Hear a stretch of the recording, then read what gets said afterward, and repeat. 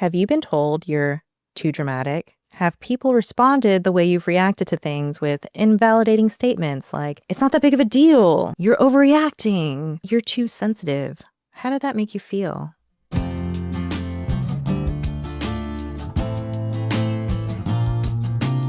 This is Tips from an ADHD Coach, and I'm your coach, Jaye. Today, we're talking about how ADHD can make it harder for us to manage our emotional responses and how this can create a snowball effect of negative emotions. We're going to hear from Janice, who shared with us about her experiences having bigger emotional responses than other people thought were appropriate.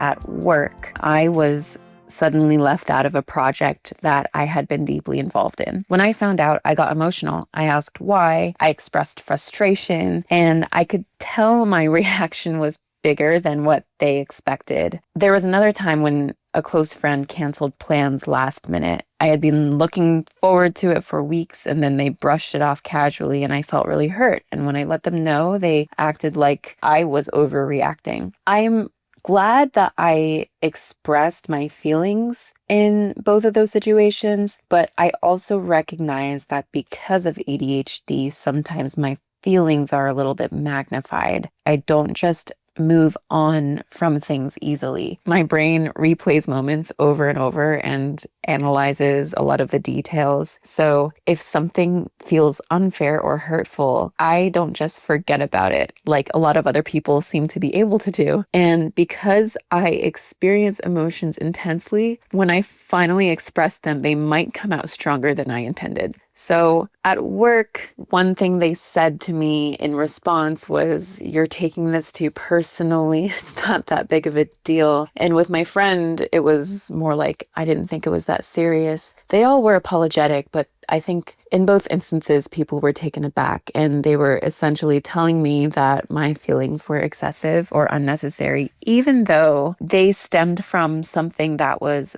valid to be upset about. No one likes being told that they're overreacting. And then, of course, I ruminated on that too, right? Like questioning if I was really being unreasonable or if they were just uncomfortable with strong emotions. And I think they probably wanted me to shrug it off, to just say, "Oh, that's fine, no problem," and move on. But that's not how my brain works.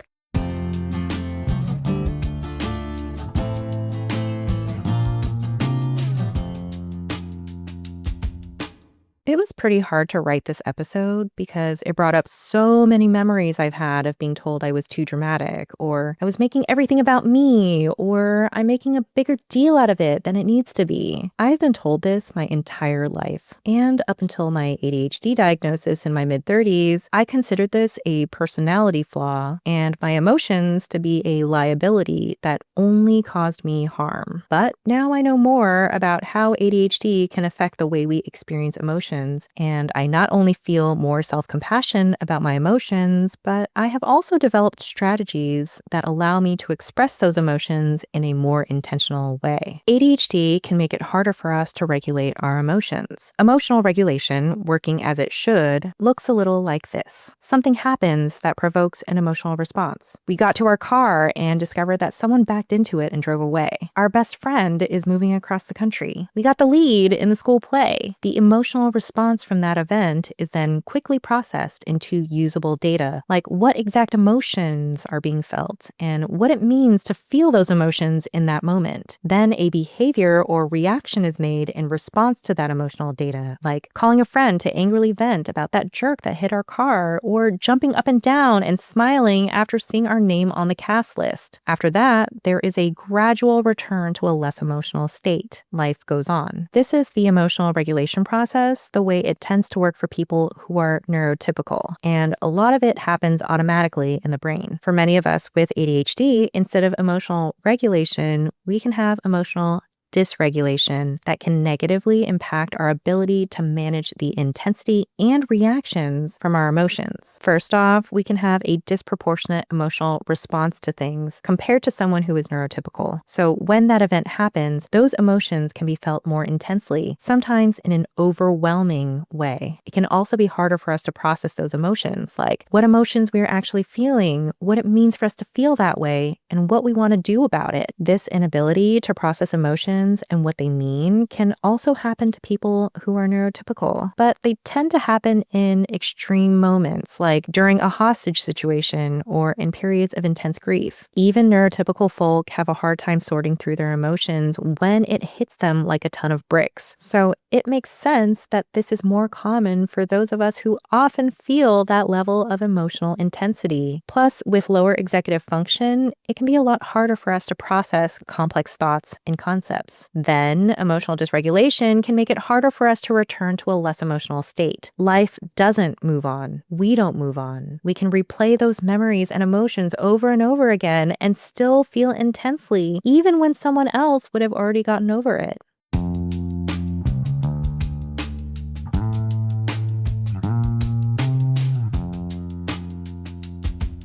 This higher emotional intensity means that when we do express our emotions, it can come out more intensely than other people think is appropriate. And if we aren't able to figure out what those emotions are and what it means to feel them, it's also common that the reactions and behaviors we have lean more towards anger and frustration, which often feel like the safest emotions we can display, but also the responses that trigger the most judgment and defensiveness from others. The impulsivity that can come with ADHD can sometimes push us to behave and react in ways that are harmful to our relationships with others, our personal safety, and our careers. After all, if we feel strongly about this, we have to do or say something about it. And then what happens? A lot of the time, something similar to what Janice talked about. Being told we're overreacting, that we're being unreasonable, too sensitive, too dramatic. Words like these feel invalidating of our experience and our emotions, and sometimes we can dig our heels in and insist that the way we reacted is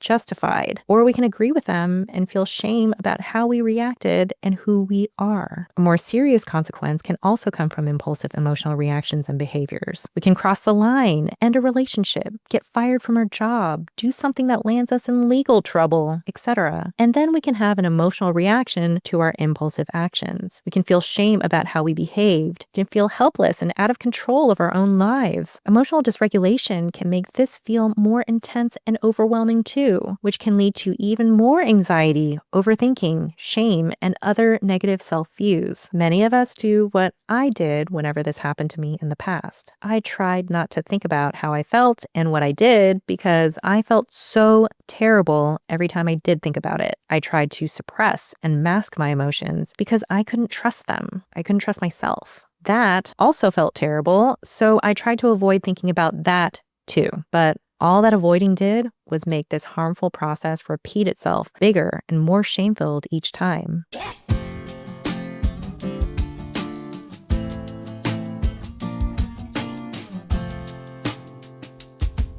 So what can we do if we're tired of this roller coaster about our emotions? What can we do if we're tired of being told we're too dramatic? The first thing I suggest is to try to show ourselves self-compassion about our emotions. We might not be experiencing our emotions the same way as that person who told us we're making a big deal out of nothing. It might feel like nothing to them, and it feels like a big deal to us. For both them and us, our reactions are proportionate to our feelings because we are different people with different brain wiring. With emotional dysregulation, sometimes we do experience bigger emotions. Sometimes we have bigger reactions. We are not trying to make things bigger than they are to other people. It's genuinely how we are feeling. Acknowledging that sometimes those emotions hit us harder than they do for other people, and that those feelings can be harder to understand, is a less judgmental way to view our emotional process. Then we can pause before we act on anything. When we are in an intensely emotional state, we can have tunnel vision and be much more prone to impulsivity. By hitting pause before we do anything, it's more possible for our actions to be more intentional and beneficial toward our overall goals. I usually recommend practicing what we will say to allow ourselves to take a pause from the situation, like saying, "Can we take a break? I might need a breather to figure out how I feel about all of this." When we're in a heightened emotional state, it might be harder to come up with the right words to express this. So figuring out the script and practicing ahead of time can make us more successful in delivering this line. line. During this pause, I usually suggest starting with calming our nervous systems, like doing breathing exercises and grounding techniques. My favorite breathing exercise is box breathing, or inhaling for 4 counts, holding our breath for 4 counts, exhaling for 4 counts, and holding again for 4 counts before starting over again. Box breathing is great because it's very simple to remember and do when I'm in a heightened state. And it's probably kept me from getting fired 1 or 2 times. A little physical activity is also good for this. Taking a walk around the block or building can help with calming our nerves. Getting ourselves back to a less intense state can make it a lot easier for us to analyze those emotions, make plans for deliberate actions, and consider our big picture before we act on how we're feeling. Then we can try to intentionally recreate the emotional regulation process that neurotypical brains tend to do automatically. Our brains might not be able to do the emotional regulation process instinctively, but if we ask ourselves one small question at a time, figuring it out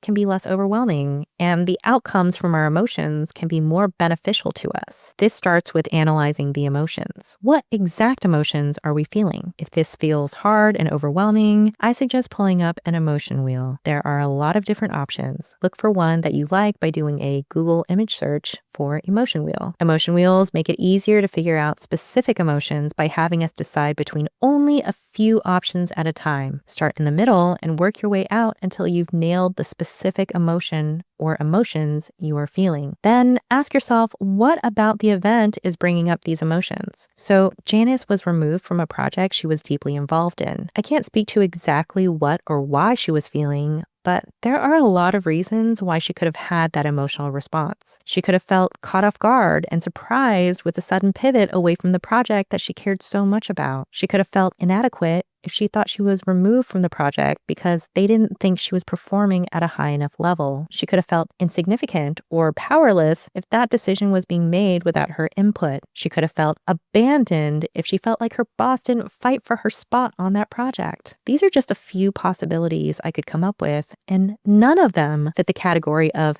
angry on the emotions wheel. But Janice said that she brought up her frustration with being removed from the project, which is in the angry category. Displaying frustration tends to be a bigger emotional reaction towards others than sharing that we feel caught off guard, inadequate, powerless, or abandoned. So figuring out our exact emotions could make our emotional reactions seem less intense to others. Being clear about the actual emotions we are feeling and what they mean also makes it a lot easier to do the next step, to decide how we want to act. This includes ways we could potentially resolve how we're feeling. Janice might have felt inadequate if she assumed it was because they found her performance to be lacking. That might not even be true. It might be helpful for her to approach the situation with curiosity instead of assumptions. She could ask her boss about why the decision was made for her to be removed from the project and get more clarity about the situation. It can be even more important to determine what results we want to have, especially in the long term, and what actions we can take to get us closer to those results. So, for example, if Janice wants to be put back on the project, she would probably have more success by expressing that this project has been very important to her and she would like to be put back on the team, instead of confronting them with her frustrations about being removed. And if she wants to have a long career with her boss supporting her, she might want to have a more polite conversation about her career goals and the role this project plays in it. Without taking the pause to do all of that, it can be easy, instinctual even, for our reactive responses to be bigger than what people are comfortable with, which can potentially lead to them viewing us as needy, insecure, defensive, and high maintenance. These reactive responses also tend to be unproductive toward our overall goals, leading to results we don't want and a higher distrust in our emotions and ourselves. By taking that pause to calm down our nervous systems, identify the exact emotions we are feeling and what made that trigger bring up those emotions, determine what our goals are, and figure out how we can get closer to those goals, we are more likely to get what we want from our emotional responses and feel a lot better about feeling our emotions.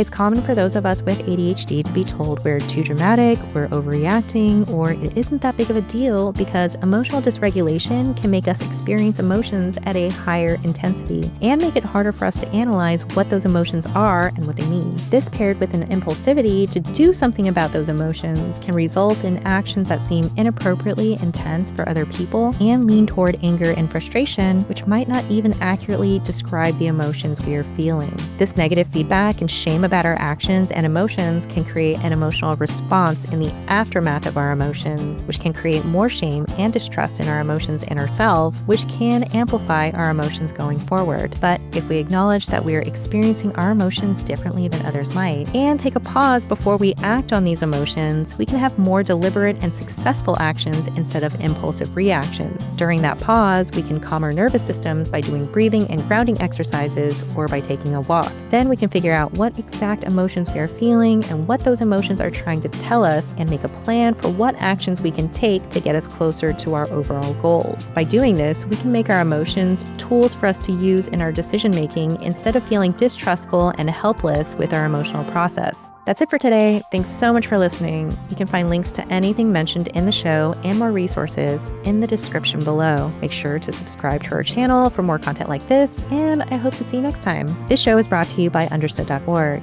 Understood is a nonprofit organization dedicated to empowering people with learning and thinking differences like ADHD and dyslexia. If you want to help us continue this work, donate at understood.org/give. Tips from an ADHD Coach is produced by Jessamine Molly and Margie DeSantis. Jesse D. Martino edits the show. Video is produced by Calvin Knee. Our theme music was written by Justin D. Wright. Samaya Adams is our supervising producer. Brianna Berry is our production director, and Neil Drumming is our editorial director. For Understood.org, our executive directors are Laura Key, Scott Koshier, and Seth Melnick, and I'm your host, Jaye. Thanks for listening.